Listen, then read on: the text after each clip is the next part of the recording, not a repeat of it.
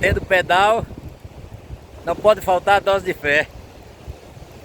O pedal para cuidar do corpo e a dose de fé para cuidar da alma.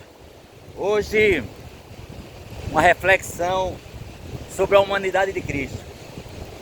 Ele 100% Deus e 100% homem. É paradoxal, né? Como entender, como desmistificar essa junção homem-Deus. Em João, no capítulo 16, versículo 33, ele diz aos seus discípulos que tenha bom ânimo, eu venci o mundo. E aí?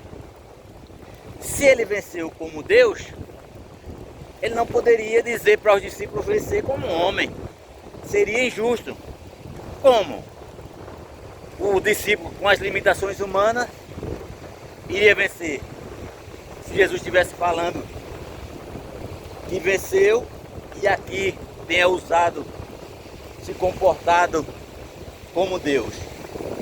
Na verdade, Jesus, quando ele se humanizou, em outro vídeo nós falamos que ele é pré-existente, ele é criador de tudo, ele é primogênito de toda a criação subsiste nele. Porém, quando ele resolve descer à terra para tomar forma humana, para viver como homem, para enfrentar as dificuldades, as tentações, as agrúrias que o homem enfrenta, ele veio como homem, 100% homem. E aí, como homem, ele jamais fez uso dos atributos exclusivos de Deus, pois assim não poderia dizer aos discípulos: tende bom ânimo, porque eu venci o mundo. Porque ele é o nosso maior exemplo de que é possível vencer. Mas qual o segredo para Jesus, homem, vencer? Agora uma coisa precisa ficar clara: ele, 100% homem, jamais deixou de ser Deus.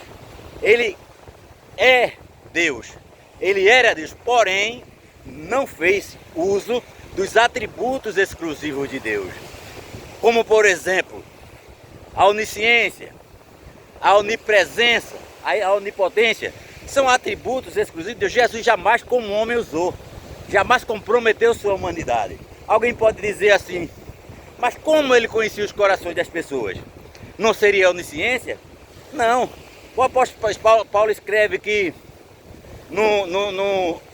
na primeira carta aos Coríntios, no capítulo 14, versículo 25, que se entre nós, inclusive ele até dando um ensinamento, que se houver línguas estranhas, e muitos estiverem falando ao mesmo tempo, algum incrédulo entre nós vai dizer que estamos loucos.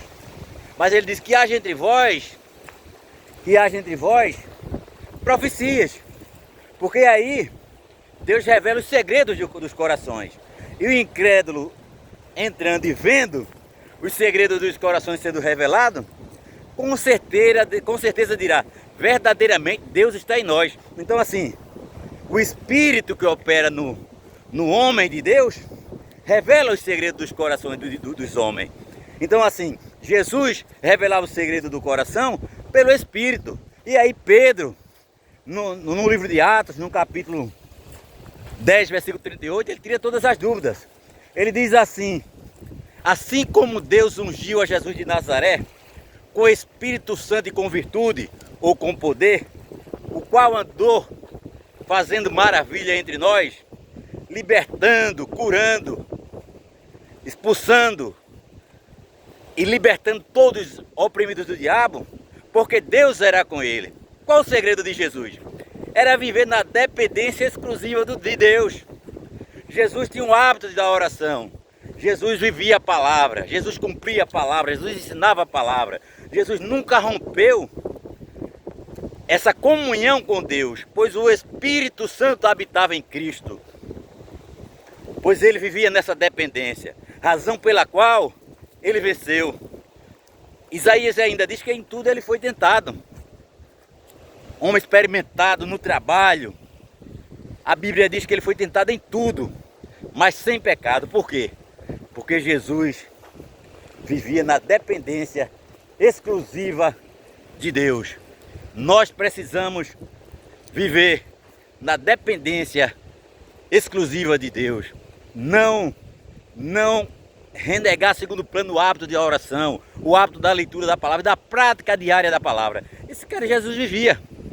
Jesus vivia numa dependência total do Espírito de Deus, razão pela qual ele conhecia os corações. Porém aqui ele viveu 100% a humanidade que eu e você vivemos e venceu como homem, porém na dependência de Deus. Firme, meu irmão, vamos vencer, tenha bom ânimo, ele disse, porque ele venceu o mundo e nós venceremos. Breve estaremos com ele para vivermos a eternidade juntos. Jesus te ama, meu amigo. Esta é a tua dose de fé para hoje, a dose de fé para cuidar da alma e um pedal para cuidar do corpo. Jesus te ama.